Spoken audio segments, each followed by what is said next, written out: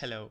So the build concept is that we are using this body armor, Iron Grasp, as well as the Crown of Ice unique helmet. And body grasp gives us Iron Grip and Iron Will. Iron Grip gives us that we gain no inherent bonuses from the strength, so that means that our strength doesn't give us HP anymore, but it gives us 1% increased projectile attack damage per 2 strength. And Iron Will gives us 1% increased spell damage per 2 strength, but we are converting this spell damage to attack damage with this helmet Crown of Ice. So right now you have 1% increased damage per 1 strength just with those two items, and getting numbers like 700 strength is really easy, and 700 strength equals to 700% increased damage for our build. And this is really high amount because we don't really need to get any more increased damage from our tree just because of those two items. But now we have problem that we are stacking strength, but strength doesn't give us any HP, so our survivability might be really bad right now because of that the strength doesn't give us HP. So there comes this timeless jewel with the line of Vorana. This is really important that it has to be line of Vorana. The number here doesn't matter. The most important thing is that it has to be line of Vorana. And what does it make? It changes any keystone in the radius to grant us 1% increase energy shield per 2 strength. So right now with just strength we are scaling increased percentage damage as well as the increased energy shield. So just by stacking strength we are stacking damage and energy shield. And now depends what build you want to play, because you can play almost any projectile attack skill on that build. But I wanted to go with some skill that is moving while attacking, so I wanted to attack fast. That's why I went for the accuracy stacking. So I'm taking a lot of accuracy nodes.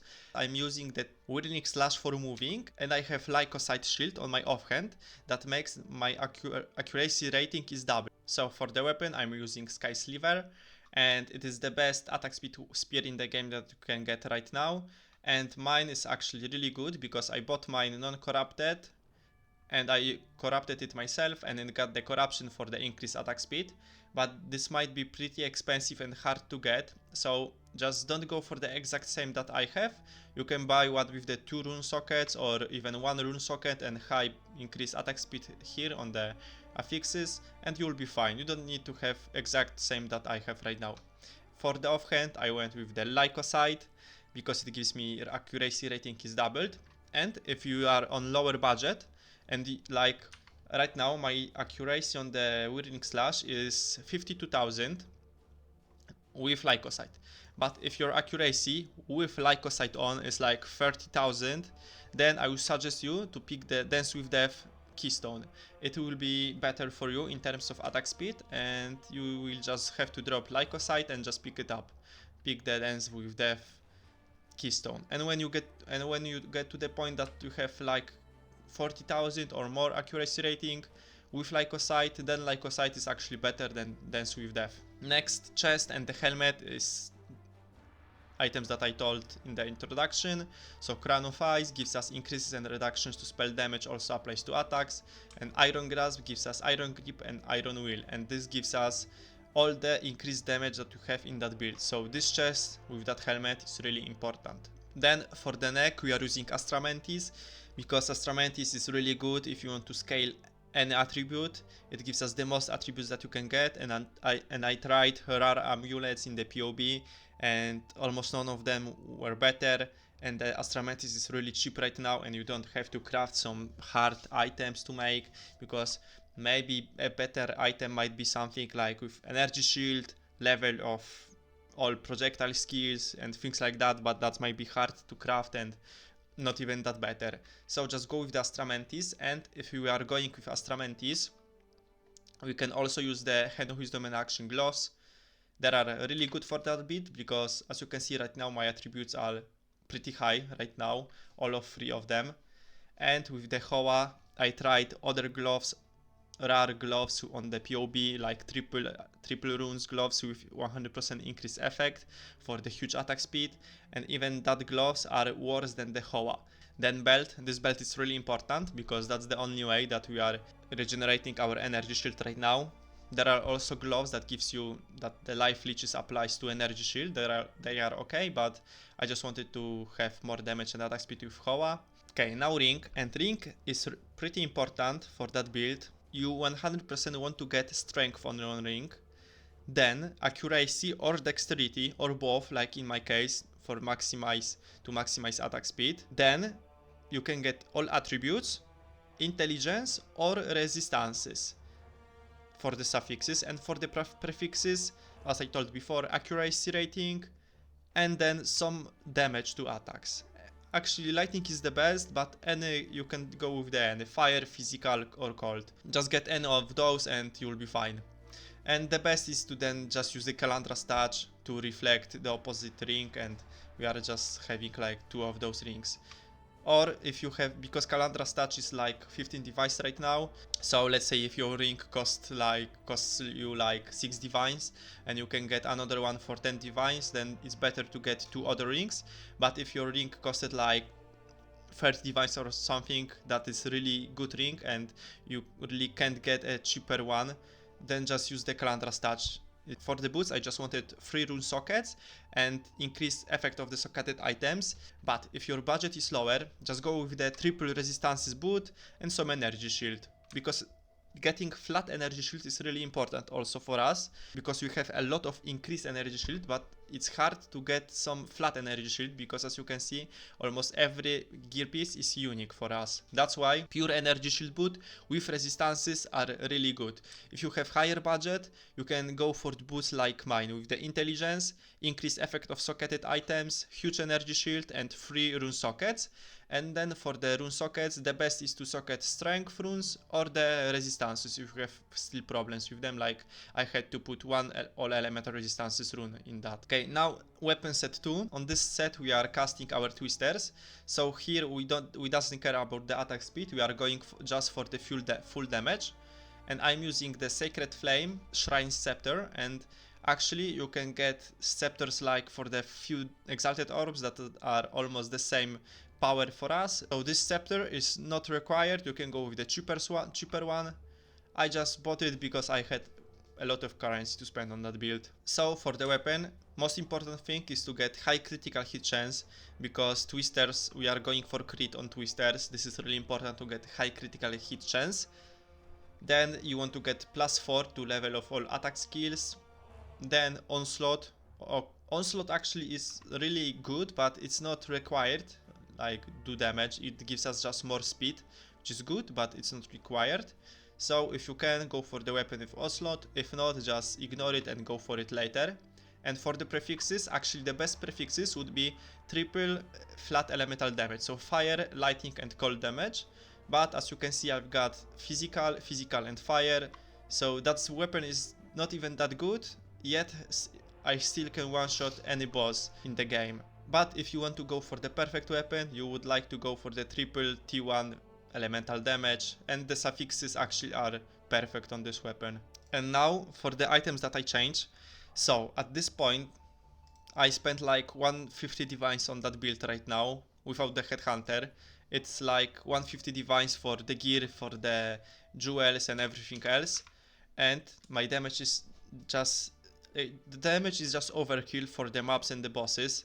So I took out the Crown of Ice helmet and look mainly on the energy shield. Right now I have 2,800 energy shield, and if I change to the pure energy shield helmet with some intelligence and resistances, my ES goes to 5,000, so it doubles my energy shield, and the damage is still really good because I still one-shot almost everything, almost every boss, and on maps I'm one-shotting everything. So just if you are at this point, if you feel like that your damage is really good, you can just swap Crown of Ice for the pure energy shield helmet. The only things that gives us energy shield in that build is the boots and the helmet. And those two pieces gives us 5,000 energy shield, because gloves gives us like 17 energy shield, and all of the rest of the gear doesn't give us even 1 flat energy shield.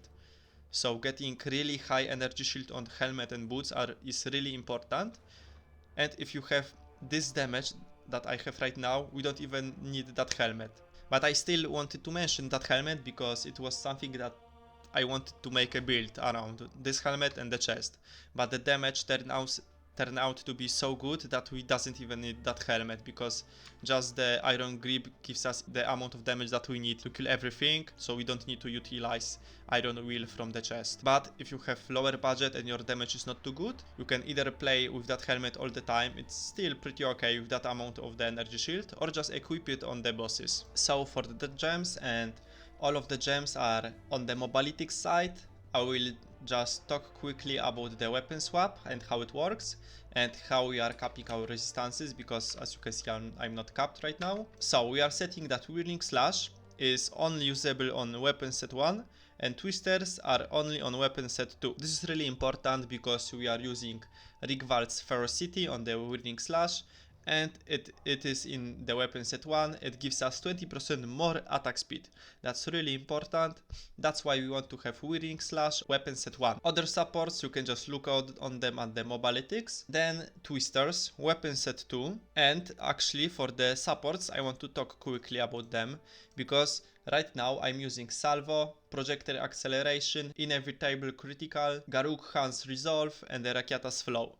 And for the Salvo, I am actually mapping with Nova projectiles. It gives us 30% less damage, but right now with the Salvo, the projectiles are just going anywhere and we don't know where are they shooting. So sometimes you are in the case where the monsters are in front of you and you want to cast your twisters, but all of them like go on the left, right, or behind you, and none goes to the monsters in the front of you, and sometimes it's not too fun to play with that. That's why I changed to the Nova projectiles, and the damage goes like way lower because it gives us that we deal 40% less damage. But right now with that, first we don't have to wait for the stacks, so we always are shooting maximum projectiles, because in the Salvo you have to wait like 2 seconds for stack and you get like 3 maximum seals, so you have to wait 6 seconds before using twisters to get maximum projectiles. With the Nova projectile you are getting always 4 additional projectiles, and they are always going in the like circle around you, so you are always shooting in every direction from you. And it is really good because sometimes, as I told before, monsters are in front of you and the Salvo doesn't shoot to them. Nova projectiles feels way better to play with than Salvo for me. You can try it yourself. Also on mapping I'm not using Garuk Han's Resolve, because we have to move 20 meters before using the skill. Sometimes like in the maps with the corridors we are not moving that much and you want to use your skill faster, but you can't because you cannot use it because of that support and you are dying. So I'm not using that, and I'm just using prolonged duration too. And then on the bosses also I'm equipping Salvo over the Nova projectiles. Barrage, there's nothing interesting, so I'm using the companion, the Ant companion, and it gives me the resistance aura. So as you can see right now I'm capped on resistances, as well as it gives us the Trial of Ice. And Trial of Ice makes that our twisters are getting the cold expression, or how is it called? 50% extra damage as the type of the ground that they went over. So the Ant is giving us Trial of Ice, so the twisters gain 50% of damage as extra cold damage. This is really important. This gives us a lot of damage, and it also makes that the Combat Frenzy can give us frenzy charges. And Combat Frenzy is only on weapon set 2 because it's snapshots, and when you use twisters, the twisters like still have the Combat Frenzy on, and whenever you kill a monster with the twisters you get the frenzy charge, even though while we are moving we are not having a Combat Frenzy on. But if I use twisters right now, Combat Frenzy is on, and the twisters like still have the Combat Frenzy, so it still can get us the frenzy charges. So use the Combat Frenzy on weapon set 2, and that's all for the Combat Frenzy. Or you can get more resistances on your gear, like getting more resistances on boots, on helmet, and then maybe on ring, and then you can get a companion with Haste Aura, which gives us, if I'm not mistaken, 20% increased skill speed and 10% increased movement speed, but I'm not sure about that. And last, charge regulation. It gives us, it's mainly for the 50% more skill speed if you have frenzy charge, and we are generating a lot of frenzy charges because we are also using the cold shots from the Deadeye Ascendancy. So we are getting almost all the time we have 15% more skill speed. And also with the supports, the Church Profusion 2, when you get a frenzy charge, you have a 15% chance to get an additional charge. And if you get power charge, you are getting 26% more critical hit chance. And if you get an endurance charge, we are getting 20% more defenses. So this is really good for a just 30 spirit reservation. And if you are having problems with your spirit, because I got pretty lucky and I corrupted my helmet and got 20 spirit, but if you can't afford that helmet, something with the spirit I mean, and high energy shield, just use the soul core for the spirit. Like right now I'm using soul core for the attack speed, but if you are missing spirit on the weapon set 1, just use soul core for the spirit on your weapon. And going to the ascendancy first, I went with the Deadeye, mainly because of the tailwind and the frenzy charge nodes. Then for the last I went for the cold shots, because it's just additional frenzy charge generation with the sniper's marks in. It's pretty okay, it's not mandatory, you can go for the windward if you want to get more damage reduction, but I feel like the cold shots is pretty okay. And for the tree, as you can see, the tree looks pretty funny because we are just going around almost the whole right side of the tree. We are going down, I mean right here, we are grabbing all the accuracy nodes on the way, as well as the skill speed, some more accuracy. The crit nodes we are not taking yet. Then grabbing the whole attribute side, going up here and grabbing some more strength, crit, and the accuracy rating is equal to your strength, really good. As you can see, we are utilizing all 24 points for the weapon set 1 and weapon set 2. And weapon set 1 is our whirling slash, so we want to make it as fast as you can. That's why the orange nodes, as you can see, are the weapon set 1 nodes. So we are going for the even more accuracy and dexterity right here, as well as right here we are grabbing the skill speed, here we are grabbing accuracy, and here accuracy. So we want to grab as much accuracy on weapon set 1 as we can, just to get more attack speed and skill speed for the whirling slash. Then for the weapon set 2, we doesn't care for the attack speed, that's why we are not taking this same nodes on the weapon set 2, but we are going for even more damage, like this, 1% increased damage per strength, or there, crit. We are grabbing all the crit nodes on the weapon set 2, because we want our twisters to crit a lot. So we are grabbing all the crit nodes, like right here and right here. And also we are grabbing the duration nodes on the weapon set 2. And now to the unique jewels. And as I told before in the introduction, the most important one is this one, Heroic Strategy, Timeless Jewel, with the line of Vorana. As you can see, there is a line of Vorana. If you've got any other like Olorov, or I don't remember the third one, you just won't get the keystone. You will get maybe something like that gives you more evasion rating, but we don't want that. Make sure that you are buying the one with the line of Vorana.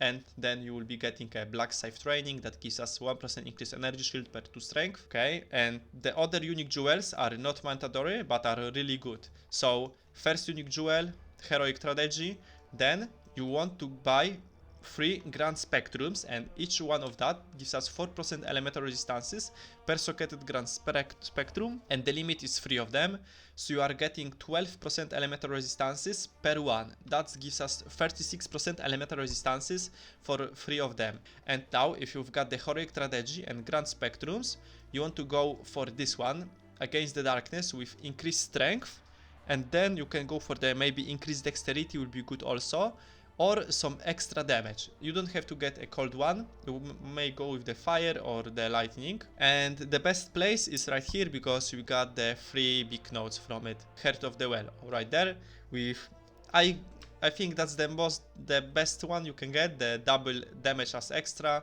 and increased skill effect duration. It might be pretty expensive. And the last jewel is the Controlled Metamorphosis with medium small ring, and it gives us that we can grab this, and this node without the traveling to it. So it saves us a lot of points. And now if you are wondering, I will show you where you can get an ant companion really quick. So you have to go to the interlude and to the glade. Then we have to go to the Ashen Forest. And now we have to find a checkpoint with the base of the ants. Okay, as you can see, I found one base with the checkpoint. We want to find a checkpoint with the ants around it. Okay, so we found the checkpoint. And as you can see, there's like right here from the... So we have to look for it a little bit. But when you found it, you want to go a little bit further. And the ant will come out from the ground. And as you can see, there's a rare ant with the modifiers. And the things that we are looking on it. So you want to look for the haste aura and trial of ice, or as in my case I went for the purity of elements aura or resistance aura, something like that, and the trial of ice. And if you found the right one, just use the companion skill gem on it and then kill her, and you will get the companion with the same bonuses. And if that's not the one that you want, you just press escape, respawn and checkpoint. But that's really important, you can't kill the ant before you respawn, because if you kill the ant, you have to reset the whole location to get it again. But if you don't kill the ant, you can just respawn on checkpoint and you go again a little bit further. The ant respawns, and as you can see, that's the perfect ant. As you can see, the haste aura and trial of ice.